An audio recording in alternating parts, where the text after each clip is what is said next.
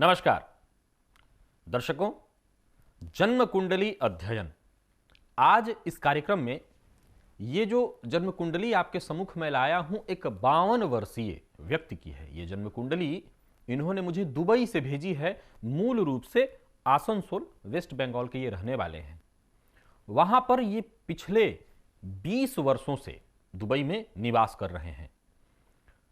Chartered accountant हैं और ये कमोडिटी से संबंधित, जो शेयर मार्केट के अंतर्गत ये भी शायद आता है, उससे संबंधित इनका कार्य वहां पर बीते 20 वर्षों से चल रहा था।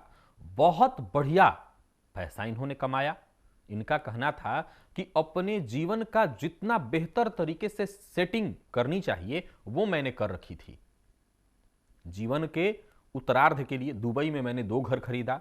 वृंदावन में अपने जीवन का उत्तरार्ध, अंतिम समय में बिताना चाहता था, सो मैंने वृंदावन में भी फ्लैट खरीद लिया था। वहां भी मेरे फ्लैट थे।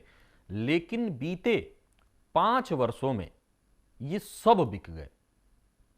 चाहे वो वृंदावन का फ्लैट हो, आसनसोल का इनका अपना जो फ्लैट इन्होंने खरीदा, पैतृक तो है जो इन्होंने खरीदा वो, और दुबई के घर भी बिक गए।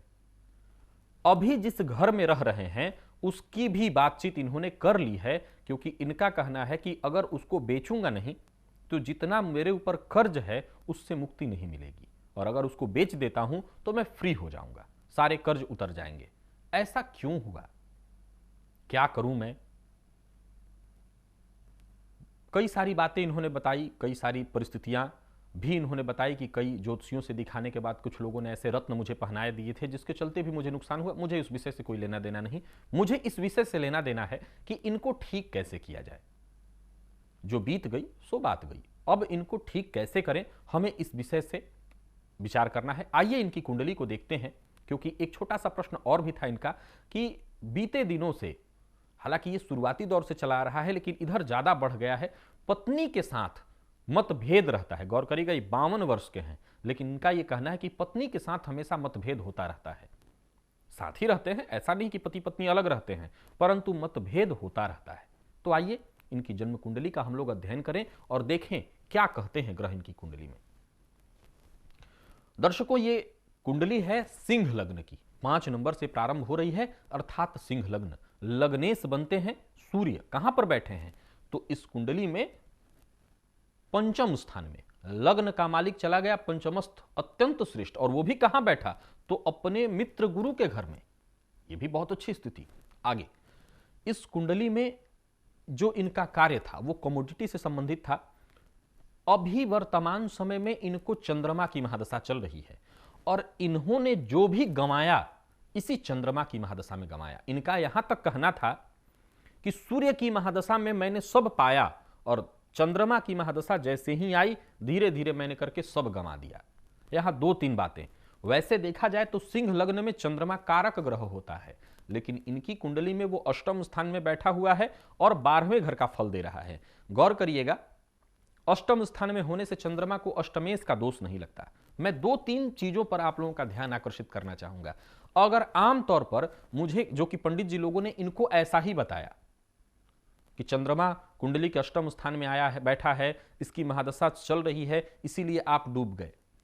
मुझे भी अगर सिद्ध करना हो तो मैं सिद्ध कर दूंगा, पीछा छुड़ाऊंगा, लेकिन इससे मिलना क्या है? सामने वाला परेशान है और उसको इससे मुक्ति दिलानी है। अब क्या होता है, जरा आप अपनी बात को ले लीजिए। आप परेशान हो और ज्योतिषी जी के पास जाते हैं, ज्योतिषी जी आपको जो बताते हैं आप उसको मानते हैं। होता क्या है कि कई लोगों के दिमाग में ये बातें भर दी जाती हैं कि फलाना ग्रह आया है, उस ग्रह ने आपको बर्बाद कर दिया। एक बात पर बड़ा गौर करिए कि आपको ग्रह बर्बाद क्यों करेगा। यह बात मेरी आज तक समझ में नहीं आई कि ग्रह हमें बर्बाद क्यों करेगा। ग्रह तो हमें बर्बाद नहीं करता, फिर यह कुंडली क्या है? जब ग्रह हमें बर्बाद नहीं करता तो ये कुंडली में राहु केतु शनि, ये हम इससे डरते क्यों हैं, डराया क्यों जाता है? ये सारे के सारे ग्रह हमारे कर्मों के अंतर्गत जो हमने किया है उसी के अंतर्गत जो आता है फल, उसको देने के लिए आते हैं। इन्होंने कौन सा बुरा कार्य किया? वृंदावन में घर ले लिया, यह बुरा था। इन्होंने अपने जीवन को सही तरीके से व्यवस्थित किया, यह बुरा था। क्या बुरा इन्होंने किया? देखिए, यहां 2 बातें हैं।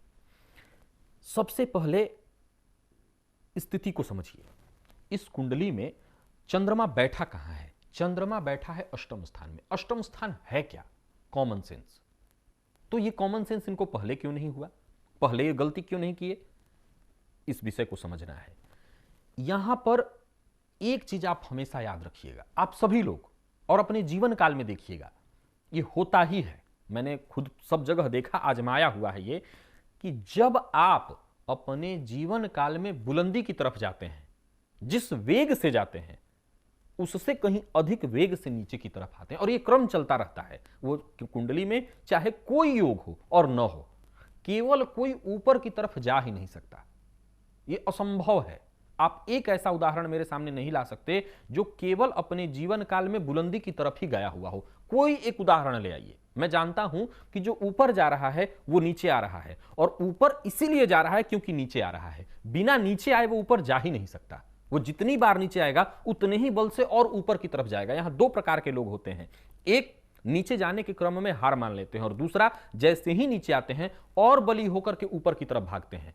दो ही बातें होती हैं। अब इनकी कुंडली में चंद्रमा 12वें घर का मालिक है, जो कि व्यय का भाव है, और ज्योतिष शास्त्र में उसको विनाश का घर भी कहते हैं।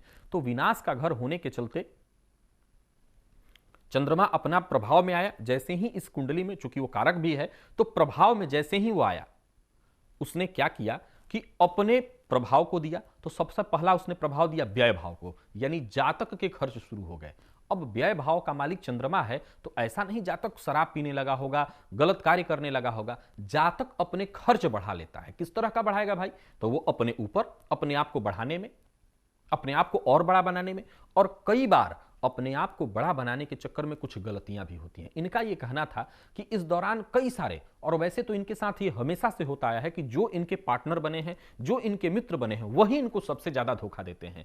तो यहां गौर करने वाली बात है कि जातक सिंह लग्न का है, और सिंह लग्न का जातक तो अपने मन की का करता है, उसका औरों के ऊपर आधिपत्य होता है। लेकिन इनके साथ ऐसा नहीं हुआ। क्यों नहीं हुआ? तो इसके पीछे कारण बना लग्न पर शनि की दृष्टि। शनि लग्न को देख करके जातक के अंदर दासत्व का भाव बढ़ा देता है। जातक दूसरे के अंदर, दूसरों की बातों में बहुत जल्दी आने लगता है। वहीं शनि लग्न को देख करके, हालांकि कुंडली, शनि की कुंडली में शनि स्वराशिस्थ सस नामक महापुरुष योग लगा करके बैठे हैं। शेयर मार्केट, कमोडिटी वगैरह के क्षेत्रों में शनि प्रबल कारक होते हैं, जिसके चलते वो यहां तक आए और आगे भी आएंगे।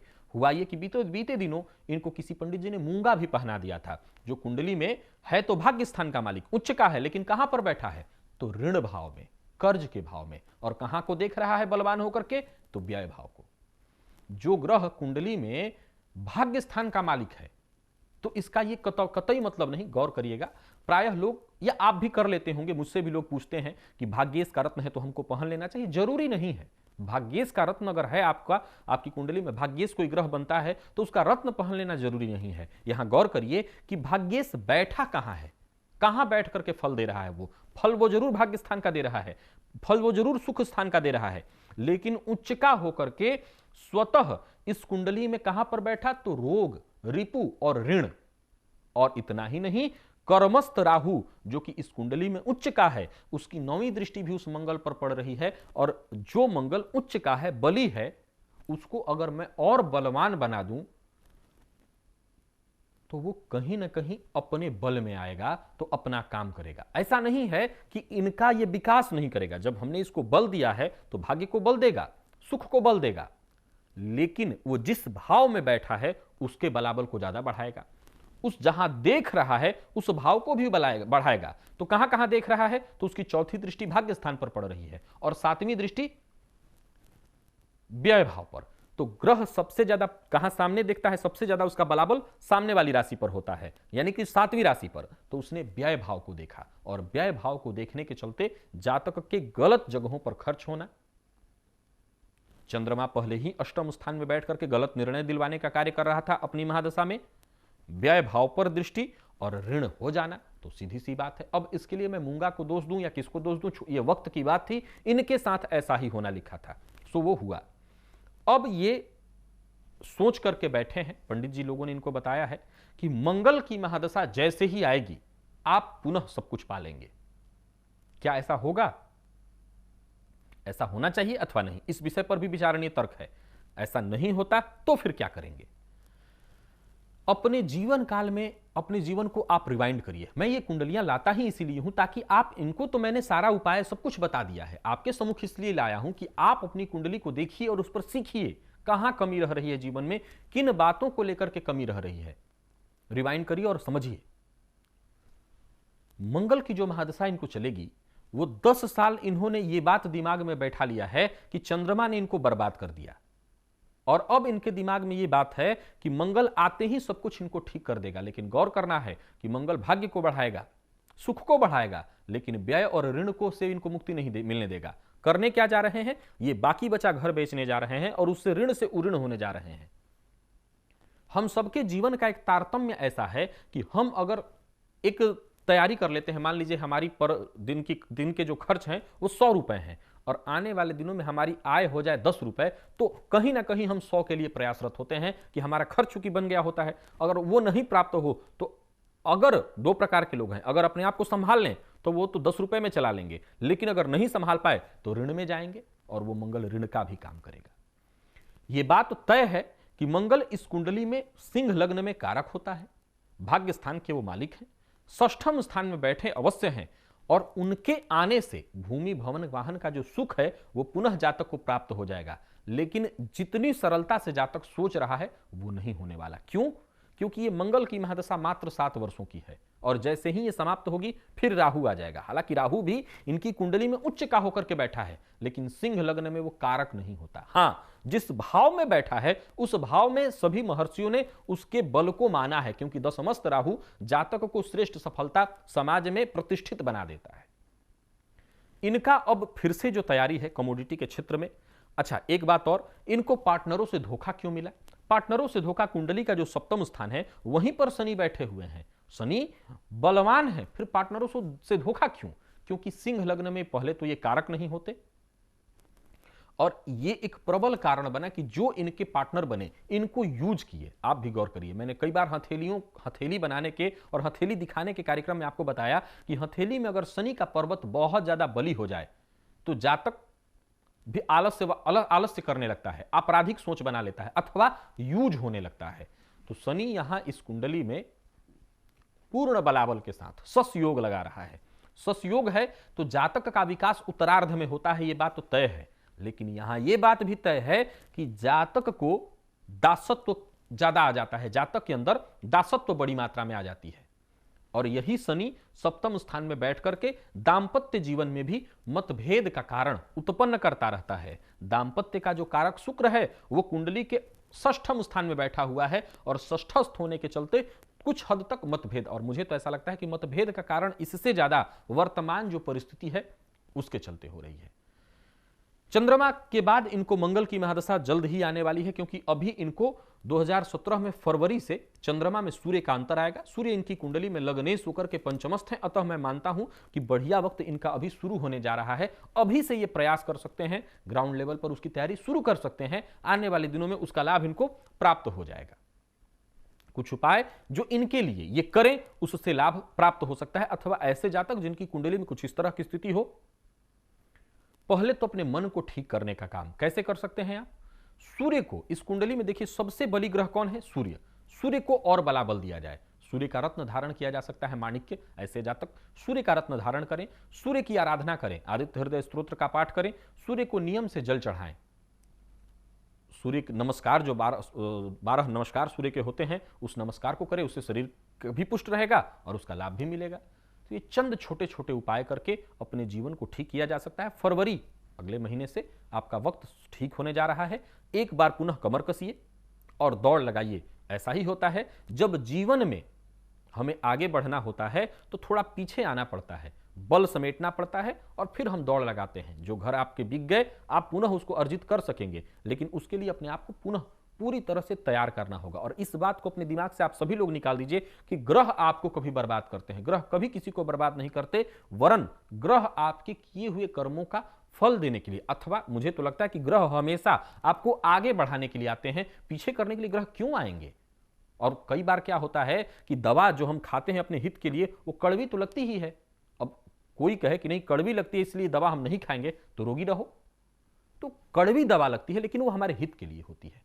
तो ये थी एक 52 वर्षीय व्यक्ति की जन्म कुंडली जिसका मैंने आपके सम्मुख अध्ययन किया।